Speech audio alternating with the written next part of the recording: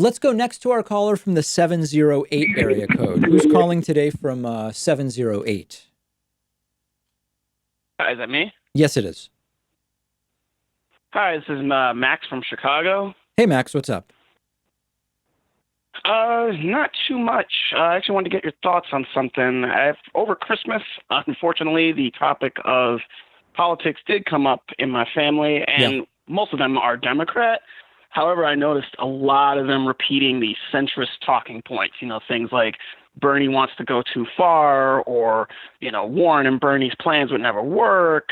We need somebody more pragmatic. I was just wondering, what kind of arguments do you formulate to counteract some of the CNN and MSNBC talking points like that? Well, if it's in a family situation, I've said before, I would simply just try to inquire as to how they came to those conclusions. So when they say Bernie's gone too far left, I would say, what's an example policy? And then either they won't have anything, or they'll say, well, his healthcare plan is too far left. And then you say, well, why do you think that so many countries have been able to do what Bernie is proposing and it's working better than what we have here? Or if they say Elizabeth Warren's wealth tax would never work, or it would never pass, or whatever, then you say, oh, do you not think that inequality is a problem? Oh, you do. Well, how would you solve it? I think that using the respectful probing questions, especially in family situations, is the way to go. Rather than saying you've been brainwashed by corporate media, that's less likely to get people to really examine their beliefs. Yeah, I knew not to take that approach. Yeah. I did try to make comparisons between Bernie and Obama '08, since all of them voted for and love Obama, and his original idea, at least, of hope and change and things like that. And the only real response they had was, well, Obama didn't go as far as Bernie, so that's why it was okay. Now I'm curious, I didn't see that as a good folks excuse.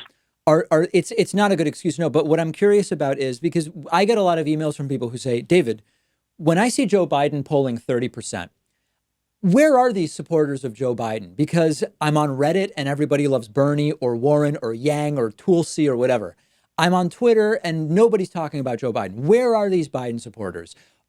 I've been making the case that the sort of center left establishment Democratic voters, they're not participating nearly as much in a lot of these online platforms, and this skews people's approaches. Are these folks you're talking about who voted Obama and are more centrist, are they highly engaged in like the internet political stuff, or are they mostly just watching corporate media and living their lives?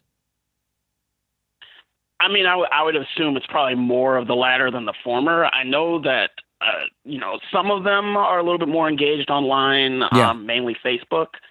But I would imagine they get most of their news from corporate media. See, this is why a lot of people who are just in the online space say nobody's talking about Biden. There's no way he has 30% support. There are huge swaths of the voting public that just aren't participating on these forums. And then you go to Christmas, like you're talking about, and they're like, oh yeah, we're all, Bernie's going too far, Warren's going too far.